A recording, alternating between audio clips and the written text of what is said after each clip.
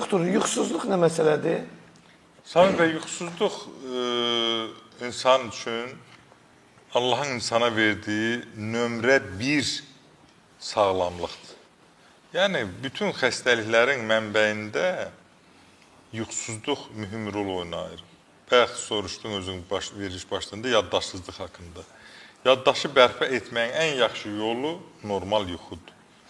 Çox təəssüf olsun ki, yuxusuzluq bugün insanların ən böyük problemidir. Ən böyük problem Azərbaycanda 2 faktordur. Biri susuzluqdur. Su bolurla insanlar su içmirlər, susuzluqdan yanırlar. O da qan qatılaşır, tromb əmələli, infarkt əmələ gəlir və dünyasını dəyişir. Və digər xəstəliklər, şəkər qalxır. Sən nə qədər su içsən, təbii ki, qanında şəkər aşağı düşəcək.